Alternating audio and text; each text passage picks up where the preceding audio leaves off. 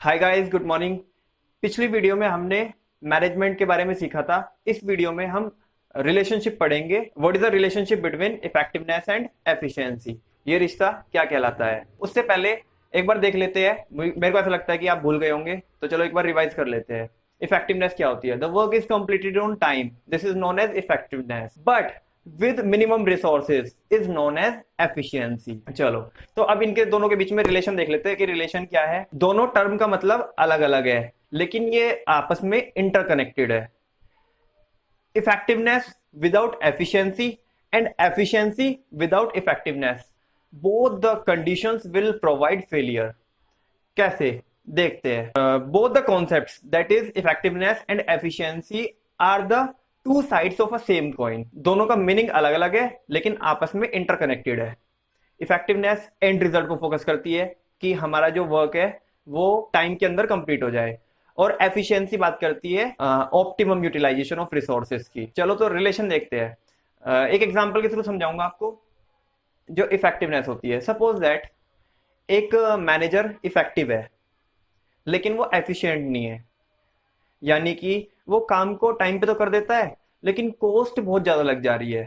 यानी कि वो रिसोर्सेज बहुत ज्यादा वेस्ट कर देता है, और ओवरऑल जो उस प्रोडक्ट की जो कॉस्ट है वो बढ़ जा रही है। और आपको पता ही है कि जब किसी प्रोडक्ट की कॉस्ट बढ़ जाती है, आपने 11th क्लास में पढ़ा होगा माइक्रो इकोनॉमिक्स के अंदर, कि जब कॉस्ट बढ़ जाती है और हमारा जो सेलिंग प्राइस है वो सेम रहता है, तो हमारा प्रॉफिट मार्जिन कम हो जाता है। तो हम यहाँ पे इस मैनेजर की बात करते हैं। ये मैनेजर इफेक्टिव तो है लेकिन एफिशिएंट नहीं है, जिसकी वजह से हमारे प्रोडक्ट की कॉस्ट बढ़ गई, और ओवरऑल हुआ क्या कि हमारा जो प्रॉफिट मार्जिन है वो डिक्लाइन हो गया। तो ये सिचुएशन में हमें फेलियर मिल रहा है। चलो, अब हम दूसरी सिचुएशन की बात करते हैं कि एक बंदा, एक मैनेजर एफिशिएंट तो है लेकिन इफेक्टिव नहीं है। यानी कि हमने अपने पूरे एफर्ट्स लगाए कॉस्ट मिनिमम रखने के लिए, यानी कि रिसोर्सेज का हमने ऑप्टिमम यूटिलाइजेशन किया। तो हमारी कॉस्ट ऑब्वियस सी बात है कम आएगी जब हम एफिशिएंट है, लेकिन हम इफेक्टिव नहीं बन पाए। यानी कि वो मैनेजर इफेक्टिव नहीं बन पाया, हम कस्टमर को टाइम से डिलीवरी नहीं दे पाए। तो आप मुझे बताओ, हमने कॉस्ट तो कम कर दी, लेकिन कस्टमर को जब वो प्रोडक्ट टाइम पे मिला ही नहीं, तो हमारे एफिशिएंट होने का फायदा ही क्या हुआ? तो समझ रहे हो ना आप कि effectiveness and efficiency, both the concepts are interconnected to each other. दोनों आपस में कनेक्टेड है। आपके एग्जामिनेशन में क्वेश्चन आ सकता है कि इन दोनों कॉन्सेप्ट में से अगर मैनेजर किस कॉन्सेप्ट को इग्नोर कर दे तो क्या बन पाना इजी हो जाएगा। समझ में नहीं आया? मैं आपको बताता हूं। If a person ignores efficiency, then it is easy to become effective. नहीं समझे ना? समझाता हूं। अगर कोई एक इंसान एफिशिएंसी को इग्नोर कर दे, यानी कि वो रिसोर्सेज को वेस्ट कर दे, यानी कि वो रिसोर्सेज को वेस्ट कर दे, वो ऑप्टिमम यूटिलाइजेशन ना करे रिसोर्सेज का, तो उसके लिए इफेक्टिव बन पाना इजी हो जाएगा। कैसे? एक एग्जांपल लेते हैं।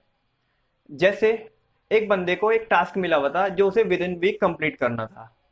अब उसने क्या किया कि वो जो टास्क था, वो बाकी तीन लेबरर और चाहिए थे उसके लिए, हमें वो टास्क को कंप्लीट करने के लिए।